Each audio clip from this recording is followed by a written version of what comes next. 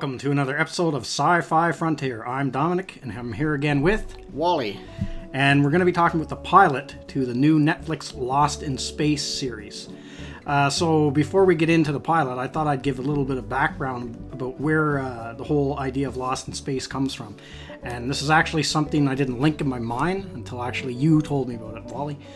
So this all goes back to a book that came out. Swiss Family Robinson was a novel by Johann Davis Wyss, first published in 1812, about a Swiss family shipwrecked in the East Indies en route to Port Jackson, Australia.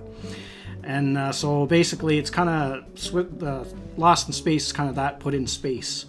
So later on in 1962, the Space Family Robinson was an original science fiction comic book series published by Gold Key Comics in 1962. It predates the Lost in Space television series. Both are loosely based on a novel and similarly named movies, Swiss Family Robinson. And that inspired the TV show. Lost in Space is an American science fiction television series created and produced by Irwin Allen, which originally aired between 1965 and 1968. And then this concept was remade into a film in 1998, and then we talked about that in the last episode. So that brings us back to the current Lost in Space. And so I'm just going to go through some of the main cast members here. So overall, I think the cast is pretty good in this show. And in this version of Lost in Space, Molly Parker is Maureen Robinson, Toby Stevens is John Robinson, and Maxwell Jenkins is Will Robinson, and Taylor Russell is Judy Robinson, and Meena Sundwal as Penny Robinson, and I have no idea how to pronounce his name, so I'm not even going to try, or I'm going to butcher it. So Inicio Serraccio as Don West. I think that's how it's pronounced. That's a pretty good guesstimation. Yep. And Parker Posey as Dr. Smith, and Brian Steele as the robot. And so let's talk about the series. What do you think of the pilot? We're going to talk about the pilot. This is a really good remake again from what the originals have come out with to what it is now. It's not as campy and odd as just sending a 5-member family across the cosmos like they did in the 60s in the 1998 movie. Now they've got a whole bunch of colonists that were put onto the Resolute colony ship, shall we say, and then had a bunch of different Jupiter numbers, which makes more sense, because if they're just trying to turn it into a colony kind of thing for colonizing a new planet, that makes more sense than just sending a family of 5. Yeah, it does make a lot more logical sense that they're sending them all as a group, and those are all like smaller ships that are part of that bigger one. Yeah, exactly. So I guess I'm just going to give a quick synopsis, I guess, if somebody doesn't know anything about Lost in Space. So basically, Lost in Space is about a family who basically goes in space and they're going to colonize another planet, but they get lost. And they crash land on some strange alien planet, and then all kinds of hijinks ensue. So that's basically it's basically that whole idea of Swiss Family Robinson, where they crashed on an island, but this is just put out in space. I'm not familiar with the original Lost in Space at all. No, neither am I. It's not something like I was aware of, but when I was a kid, but I didn't grow up with seeing any of the episodes. Yeah, it predates us a little bit. Yeah, because I never seen it reran or anything like that. So I'm coming into this whole remake fresh. The only other thing I'm familiar with is the 1998 film. That's it.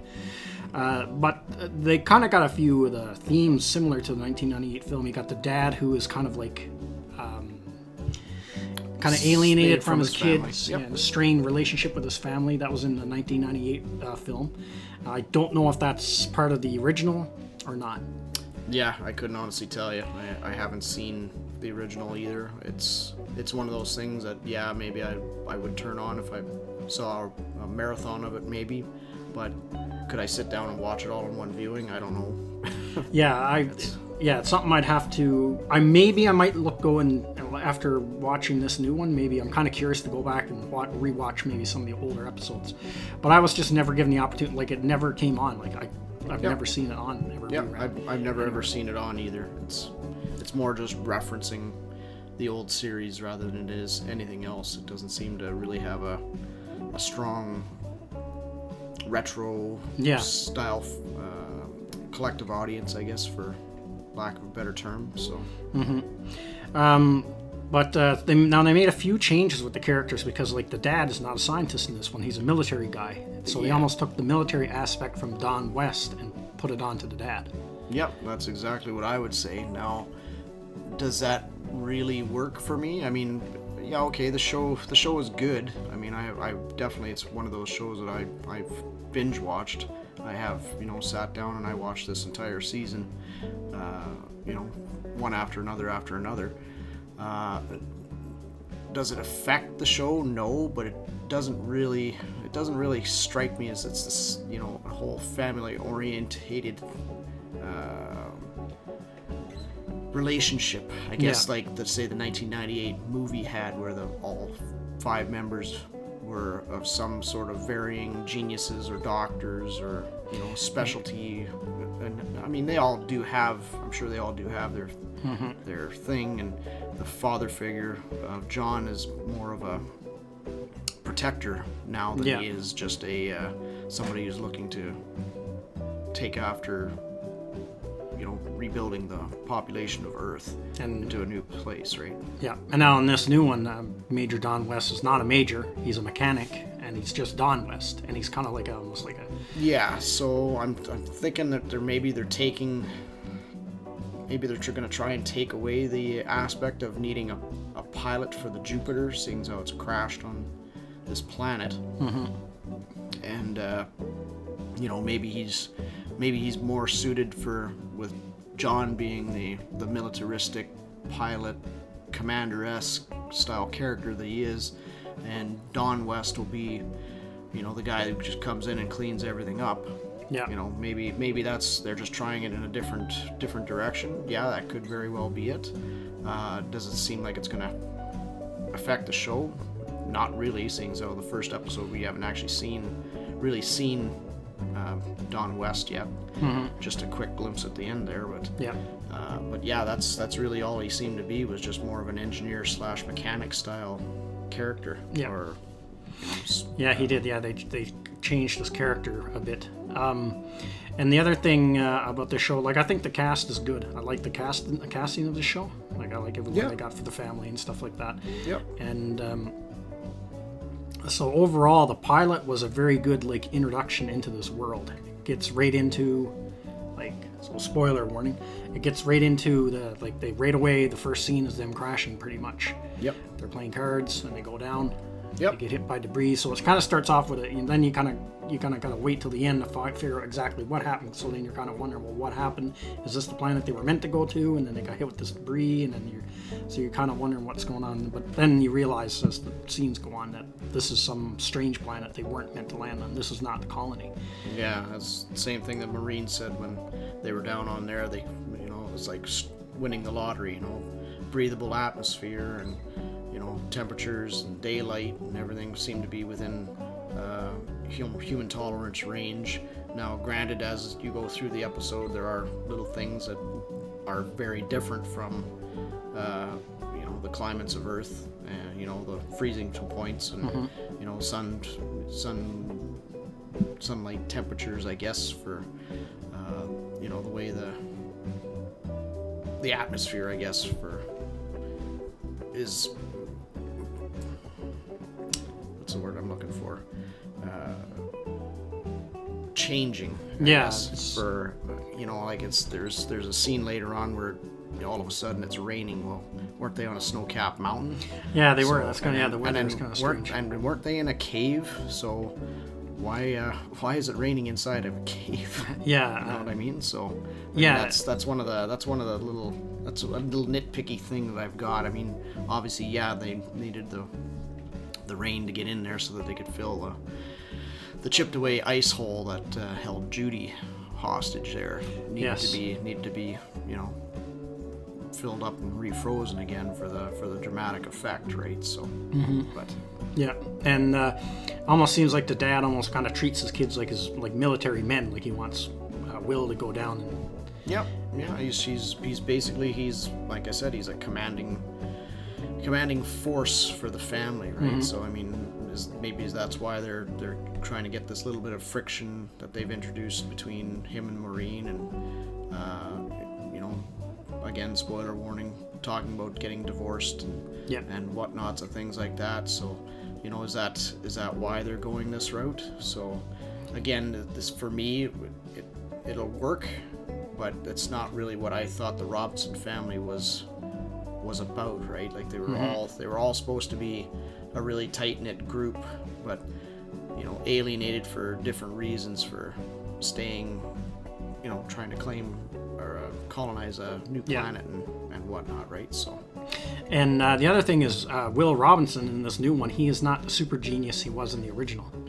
No, he definitely isn't. He's not really portrayed as the robotics engineer that the 1998 film portrayed him as, which is maybe a little gripe I've got with the idea of the robot. Now, again, don't get me wrong, the robot is a great concept, having being an alien,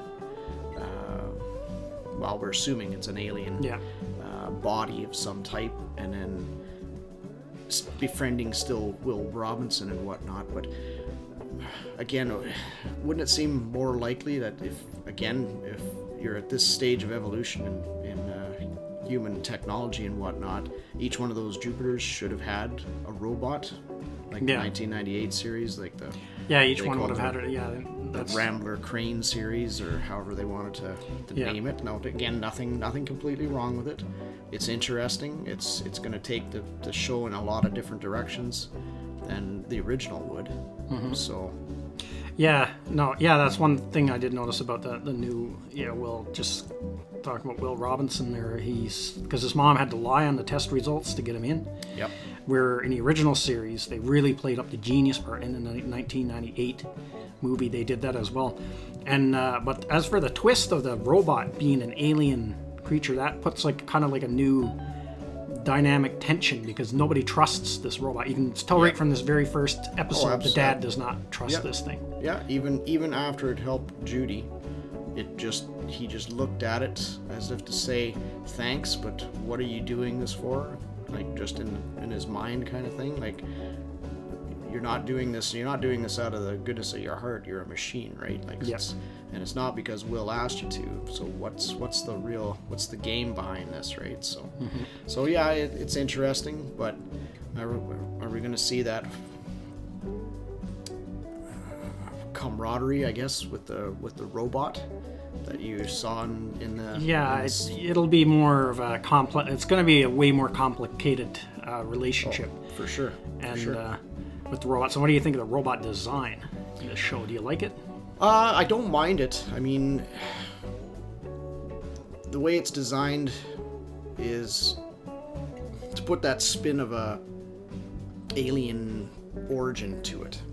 And then the fact, when you first see it and it's separated from its torso and it's got the 4 limbs on it, and then after Will helps him reassemble himself, if he kind of scans the shape of what Will was for a humanoid body and just reconfigures itself. Now, there's I think that aspect of trying to tie itself into a bonding with whoever it's interacting with, so to speak. Now, what if it does that with a non-humanoid style alien? Does it? Yeah. Does it transform and to that degree? Like it's. I mean, we'll probably never see that because that's not what the show is about. But it was interesting. So, but then I kind of have to, and then now the big twist is this robot is responsible for them crashing. That is what it very much looks like.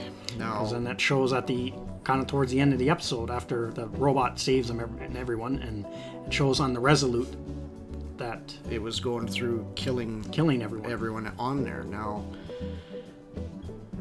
here's a big what if. What if the robot that was on the Resolute wasn't the same robot that was on the planet? That's a possibility, yeah. What if there's more than one of them? Well, I would assume there's more than one of them. There's probably an army of these things. That would make sense, because why would he have his own ship and then the other one's not? And then why did the Resolute pick up an alien robot like this and then do whatever they're going to do to it? Now, we can speculate that it obviously, the Resolute staff or mechanics or whatever tried to dissect it and it didn't like that, and that's probably why it did what it did. And the question is, how did this thing get on that ship? That's the next question, right? So now, granted, we did see there was a crash ship. Yes, based on the alien. Will found that alien ship that was crashed on the planet. So if it seems feasible that there's more than one, where's the other ships, or where's the mothership that it attaches itself to? Because it seems if it can if the robots can transform themselves like that, it seems like to me that the ships would be able to break off from a hole, off of a mothership, so to speak.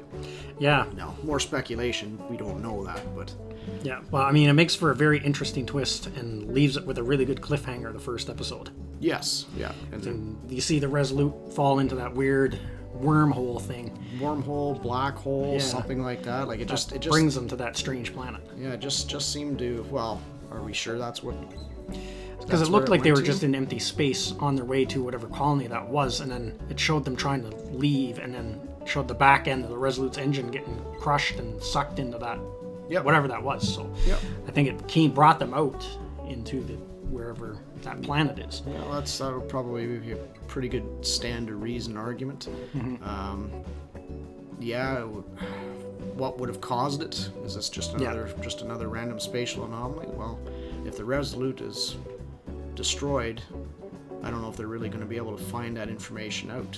Yeah. If it's all broken up in space and then it hit the planet, maybe the Robinsons will find pieces of it and maybe find enough of it to get some information out of it, maybe. So and then just kind of piece it together, so to speak. So now there was something they brought up that they showed in the episode, but I don't think they really they never brought it up again, was the news clip of the comet that was headed towards Earth, the impact. Yes, that's true. I figure that's probably going to be a foreshadowing thing. So yeah, we're gonna put that in the background for something that's affecting Earth dramatically, and that's maybe why everybody gets onto the Resolute and starts on their journey, right? So will that show up later? Maybe. Could that be the aliens? Yeah. The robots? Maybe. We just don't know. So I mean, I think as the show goes along, it'll probably reveal itself as to what it was.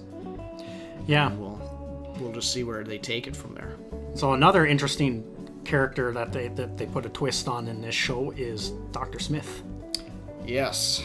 Now that's nothing against Parker Posey. She's a phenomenal actress. She's just, I don't know, there's something about her you just love to hate. I don't know what it is. Like, I'm sure she's just probably the nicest person in real life, but she just comes off with the characters. She seems to. Well, she's played a lot of villainous characters. She has. She was in the Blade movies. She was in Superman Returns. She was. Yeah. She the Dr. Smith role here. Now that's a very interesting way of going. Does it matter if Dr. Smith is a male or a female? No. I think it's a matter of how, in this particular case, they portray this character. Well, but still in this episode, Dr. Smith is still a male because she just steals his identity. True. And because that's the original, that's Bill Mummy. That was his Bill cameo, Mummy. Which I liked. That was a nice touch that they gave him a cameo. Nice touch. Yeah, absolutely. Now, Dr. Smith is a male, but for all we know, that Dr. Smith is dead, because after that you don't see anything. And all, could you walk? She says to him, and he says, no, I'm so sorry, but takes his jacket and then she runs off. Yeah. Well, okay, the Resolute got sucked into that black hole. What happened to Dr. Smith in that corridor, right? Did the robot, he turned his back and went down the other side? What's to say he didn't get his targets going that way and turn back and go and kill him that way? Or, the ship the Resolute breaks apart right there, and he gets sucked out into space. Yeah. We have no idea. So at this stage, I would just say, wash your hands of Dr. Smith, and if they write him in later, they could do it very creatively. Yeah. And then, if she gets discovered as taking over his identity, this is gonna play it's a very interesting turn of events. Yeah, I thought that was a pretty interesting way of doing it, twist on that Dr. Smith character. Yeah, it was very different, but we'll see what happens as the show progresses. And so do you think, one thing I'm really impressed with, the special effects on this TV show is pretty top notch. It's pretty tough to not be able to take a show like this nowadays and put state of the art special effects and details and everything into it now. It's so much easier and less expensive, and you can make it look so much better now. Yeah, you can. Yeah, what special effects have, you can make everything have that cinematic look, which was hard to do in the past. Yep. Yeah, and even the design, like I love the design of the Jupiters, and the Resolute has that kind of like functional, very like almost like a real world design, very industrial look to it. Yeah. I mean, I get a feeling of the Resolute's designs like something from 2001: A Space Odyssey kind of thing. Yeah. And all the Jupiter pods are traditional to that kind of oval shaped. Yeah, they still kept a bit of that saucer design to tie it to the original. Yeah, for sure. So. Yeah. So, would you recommend this show over Star Trek Discovery to watch? Oh, absolutely, absolutely. This is far more entertaining and interesting. You get tied into the characters almost right from the get-go. Like the whole thing with Judy and this you feel sorry for her, and then you see all the clashing and whatnot between the family, but they're still a family, they're still together, right? So I mean, this is a far better I definitely written show than Discovery. It is just, there's no comparisons. Yeah. No comparisons. For sure. If you're a science fiction fan, this is one you should be watching. It's Lost in Space. And the strange thing is, no one's talking about this show on YouTube. Well, it pleasures us to be the first thing, I guess, because this is definitely a show to watch. Because all the other channels are usually talking about the Orville and Star Trek Discovery and Star Wars. Yeah, the three big, Trek style brands, Star Wars brands. Yeah, that's. Yeah. And usually none of it is good when they're talking about Star Trek and Star Wars right now, because nobody's happy with either one of those brands. Yeah, but everyone is praising up the Orville. But I think this show deserves a bit of praise, Lost in Space, because it's very good. Oh, it is very, very good. Like I said, when I first got introduced to this show, I binge watched this.